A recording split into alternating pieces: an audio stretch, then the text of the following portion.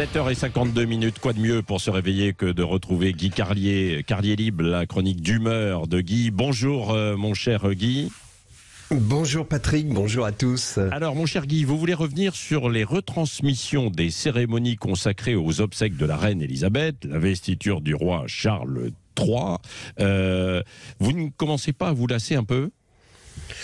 Ouais, c'est vrai Patrick, même si comme tout le monde je sature un peu, je voulais quand même revenir sur l'émotion collective ressentie en Angleterre, en France, mais aussi vous parler d'une séquence à laquelle on n'a pas vraiment prêté attention et qui pourtant me semble d'une gravité extrême. Alors tout d'abord c'est vrai, depuis qu'on a appris la mort de la reine, on est submergé par un torrent d'informations ininterrompues sur la monarchie britannique. France Info s'y met en édition spéciale pendant des jours, avec toutes les 3 minutes un jingle constitué du God Save the Queen suivi par une annonce du genre et nous retrouvons notre envoyé spécial à Balmoral et le gars sur place évidemment qui n'a pas grand chose de nouveau à dire, qui disait eh bien le cercueil vient de sortir du château, il se dirige maintenant vers Édimbourg où il restera 2 jours et mardi soir la dépouille mortelle prendra l'avion pour Londres. Alors d'abord je voudrais dire aux journalistes de France Info qu'un cercueil ne sort pas d'un château en marchant sur ses petites pattes musclées, c'est d'un convoi funéraire qu'il s'agit, mais évidemment je comprends que le mot cercueil est plus vendeur,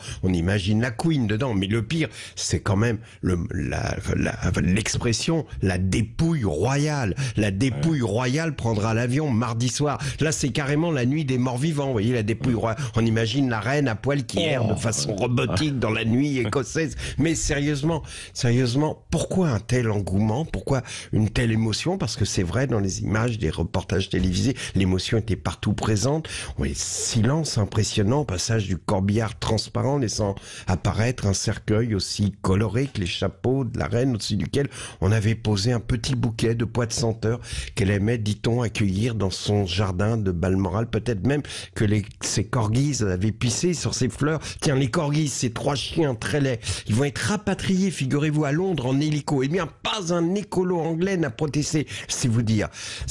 Mais le plus étonnant, c'est que cette émotion a gagné la France, alors que la tête de notre dernier roi a roulé dans la sciure au fond d'un bac en osier. Les Anglais auraient pu faire pareil. Et aujourd'hui, à la Chambre des communes, les députés pourraient dire « Bah, la monarchie, ça coûte cher, ça suffit. » Eh ben non, le peuple en a décidé autrement.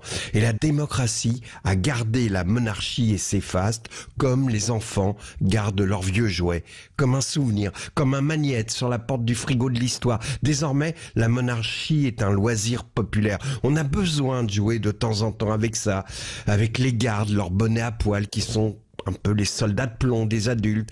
Et quand le peuple a envie de jouer, il organise des jubilés comme en juin dernier lors des célébrations marquant les 70 ans de règne de la reine. La monarchie, c'est le Lexomil de l'Angleterre. C'est l'antidote au chaos du monde. Mais il y a cette séquence où l'on a vu le prince Charles s'approcher du bureau, il devait lire son discours d'investiture. Et sur ce bureau, un encrier, un porte-stylo en cristal. Et là, sans même un regard pour le valet auquel il s'adressait, Charles a fait un signe de la main comme s'il enlevait des poussières pour qu'on débarrasse ce bureau de ses objets. Et là, on a retrouvé le mépris des rois pour les manants.